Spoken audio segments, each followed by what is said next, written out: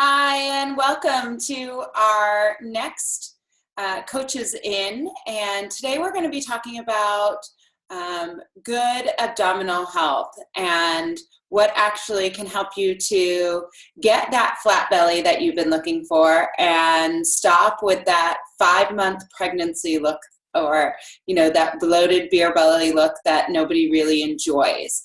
And it really comes down to a specific recruitment technique, something that we're often not shown how to do.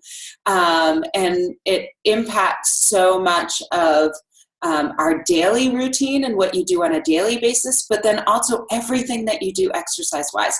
So it's really a foundational movement. So we're going to talk about that today. But to help us to get started, since you know I love my essential oils, we're going to start with a little bit of peppermint today. And the reason we're starting with peppermint is studies have actually shown that peppermint can help to influence the area of the brain that helps with focus and also recall. That's really important when we're talking about the exercise that we're going to be doing today.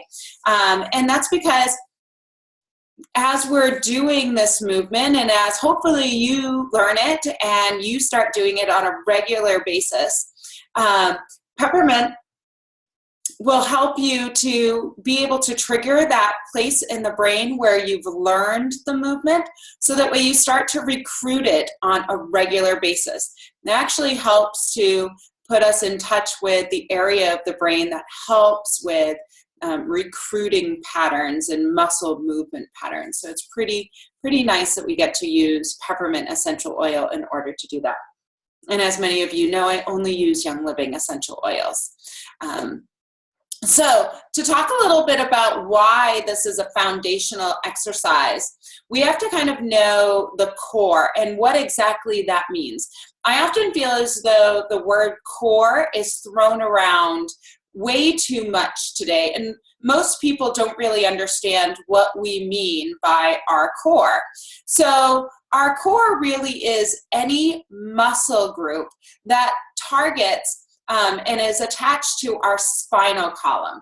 So if you think of your spinal column, it runs all the way from the base of your neck all the way down to your tailbone or to your bum. And the reason that those muscle groups that attached along your spinal column are part of your core is because all of the nerve endings in your body attach into your spinal column. So if your spinal column is not correctly balanced and correctly aligned, then you can actually have nerve difficulty or nerve recruitment patterns going all the way out into your fingers, into your toes, going down your leg. And it's why when we move in an arm or a leg or a hand or a foot, we can have faulty recruitment patterns. So we really, when we're talking about our core, we're talking about anything from the base of our neck going all the way down to our hips and our bum. So it's quite a large area of our body that we're actually talking about when we're talking about recruitment of our core muscles. So with that being said, today we're going to focus upon how do we recruit our abdominals correctly in order to support our spinal column. So believe it or not, a spinal column should not be specifically straight. Everyone's spinal column is actually an S curve. So you have the top, which kind of goes this way, and then the bottom, which comes the other way. There we go. Now I can see it. So you have a curve that bumps out at your upper back, and then another curve that bumps in at your lower back. Now, there are degrees, and those degrees are slightly different for each individual, and that's okay. What we're looking for when we have proper spinal alignment is the ear in line with the shoulder? Is the shoulder in line with the hip? Is the hip in line with the knee? That helps to give us some basis points to know whether or not we have good spinal alignment. But the fact that somebody has, a little bit more of a curve through their upper back or a little bit more of a curve through their lower back, not necessarily a bad thing or a good thing. That's individual to each person. But we want to maintain that S curve when we are doing our recruitment of our abdominals. We don't want to flatten our back and have a complete flat spinal column. That's not good either. That actually puts a lot of strain on the neck and the shoulders, and it puts a lot of strain on the lower back. So if you have some neck and shoulder issues or some lower back issues, it actually may be that you have a little bit of a faulty recruitment pattern with your core muscles, and that alignment is off, and you'd want to go and get that checked by a certified personal trainer or physical therapist or physiotherapist, because those are things that can actually be looked at and can help. Now, when we're looking at core muscles and recruiting them so that way we actually can get that flat belly look and not that kind of 5-month pregnant look. Believe me, it's very easy to do. Is we want to have a correct drawing in effect. So you probably heard about drawing in or bracing your abdominals before you do a lift. It's often taught in workplaces. It's also often taught when we do exercise routines. But do you really understand what that means by bracing or drawing in of the abdominals? Oftentimes when I see people brace, I often see them do this, and their shoulders come up towards their ears. They hold their breath. For a lot of people, they push their back into the floor, into a wall, or into whatever machine it is that they're using. That's not good bracing either. We want to be able to brace while still maintaining that S curve. That's the key. And we want to still be able to breathe and carry on in our normal conversation. It's not bracing and still talking like this because you're really holding your breath, but I can still talk. That's not really bracing. Bracing is being able to draw in your abdominals but still be able to take a full breath. And believe me, it takes some practice. So I'm going to show you today a couple of ways that you can do this. What I love about this activity is you can do it absolutely anywhere, and you're actually recruiting the abdominals, which means that you're toning them as you're doing in the car. You can do it at home while you're washing dishes, and you want to be able to do this bracing whether or not you're laying down on your belly or on your back, sitting like I am right now, or standing, and you want to practice being able to brace in all those various areas. So the first thing that we're going to talk about is we'll do it in a sitting position, and I'll turn to the side just a bit because it's a little easier for you to be able to see. So as we sit, we want to make sure that we're maintaining that alignment. Our hip to our shoulder to our ear. If you're having trouble in the car and you find that your leg goes numb, or you find that after a while of driving your shoulders start to hurt or your lower back starts to hurt, you can always take your car into a dealership and get the alignment checked of your seat. But you can see here that as I'm sitting, there's a slight curve here to my lower back and a curve to my shoulders. It's not overly severe on either, but that's my natural curvature. And then what you want to do is you're going to take a nice deep breath in, breathing into the belly. So the belly should actually go out as we breathe. Then as you exhale, exhale completely, and then draw the abdominals in. Now you'll notice that that lessens the curve of my back somewhat, but there's still a slight curve right here at my lower back and a slight curve at my upper back. So you take that nice deep breath in, exhale completely, and then draw the abdominals in. By drawing the abdominals in, what you want to think is that there's a string attached to your belly button through your back. So coming straight back through my back into my belly button. And your belly button is being drawn backwards. Some people describe it as a scooping up feeling.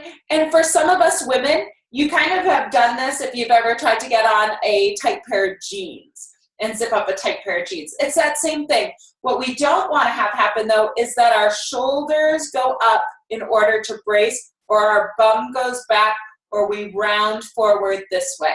So you take that nice deep breath in, exhale completely, and draw the abdominals in. And you want to hold that there. You want to be able to hold that there and continue to talk. You should actually feel as though it's a girdle that goes all the way around. And that's a great feeling because that's the muscle group that you're actually engaging. It's called your transverse abdominals. They are the deep layer of abdominals that actually holds in all of your internal organs because there really is no bone structure right in through here except for your spinal column.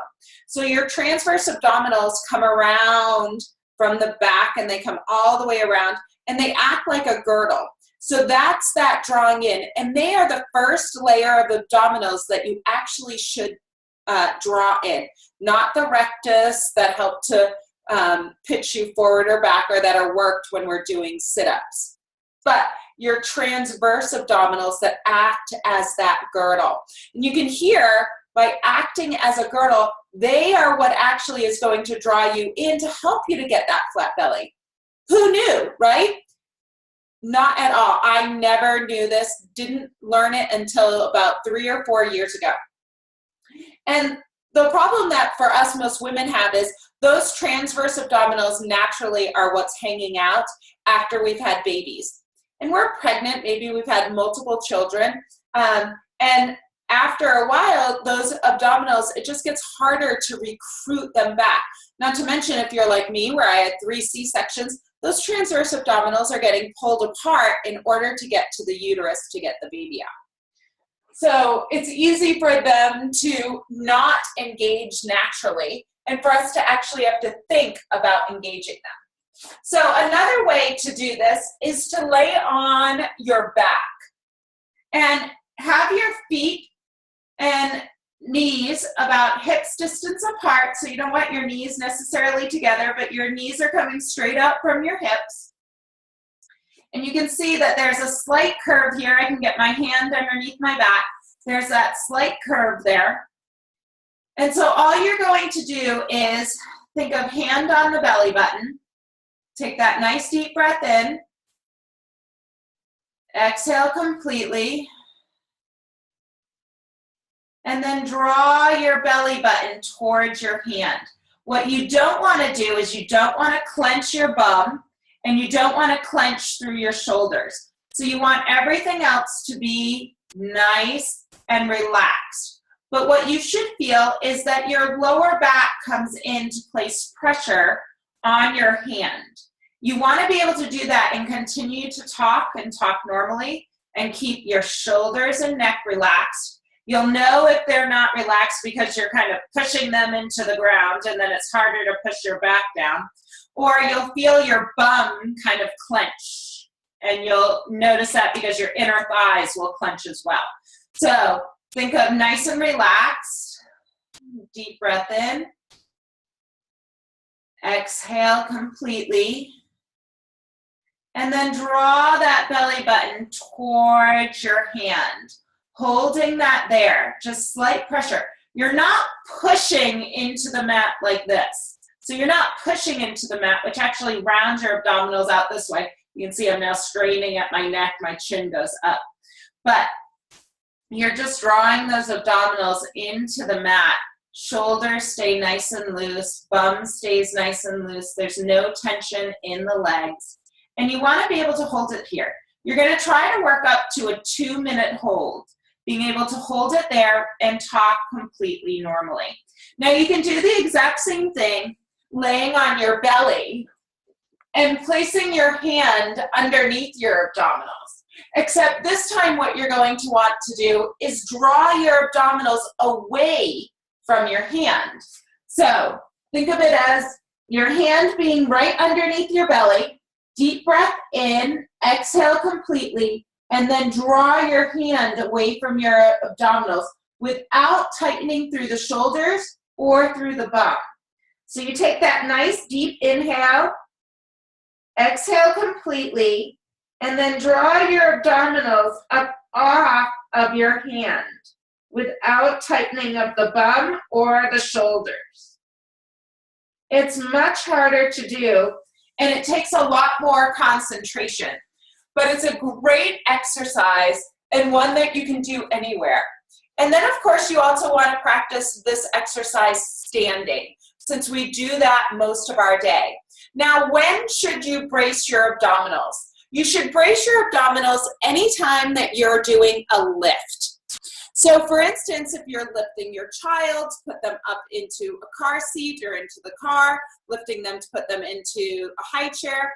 If you're getting a bag of potatoes off of the floor, if you're lifting anything over about 2 or 3 pounds, then you want to brace your abdominals before any lift. So for women, most of the time our purses are about 6 to 8 pounds.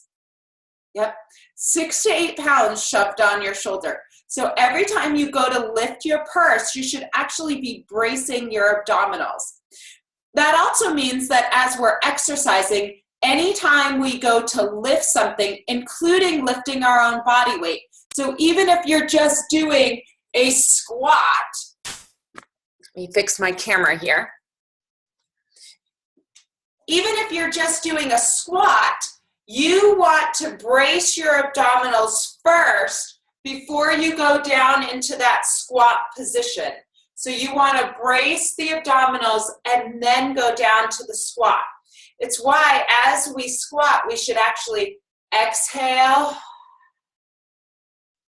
and then inhale as we come up. Exhale as we go down and inhale as we come up, because we want to be able to keep that drawn in without tightening of our bum in order to do that.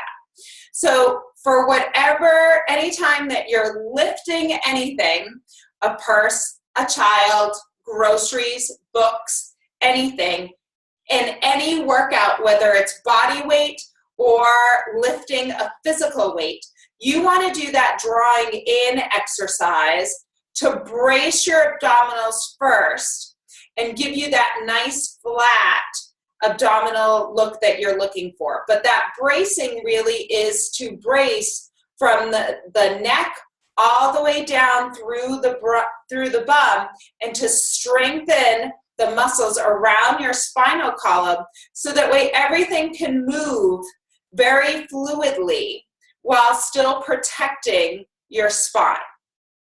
I hope that was helpful for all of you. It's a huge difference when you start learning it and getting that movement pattern down. And I promise you, it will make the difference between having that rounded abdominal shape and that drawn in a shape. So this is not to excuse proper diet and nutrition. Those are incredibly important. And you will never get the abdominals that you desperately want without proper nutrition. But if you don't have this correct drawing in technique, you're putting your neck and your shoulders, your lower back at risk, and for most people, they'll end up with that rounded abdominal look, and that's not what anybody's going for. Everybody kind of wants that flat abdominal look without being able to, without feeling like you have to keep it drawn in and sucked in all the time. I hope this was helpful for all of you. If you have any comments or questions, go ahead and ask them in the sidebar or in the comments box down below, and I'd be happy to answer them for you. Like I've always said, these Coach RN sessions are completely free. They are open to everyone, not just clients of mine, but open to everyone, and it's because I really want to see you succeed in life, in health, and fitness, and to really achieve your goals this year, next year, or the year beyond. We only get one life to live, and it's my hope for you that this is the best life that you could possibly live. Until next time, I'm Jocelyn Martin with Be Your Best Personal Training.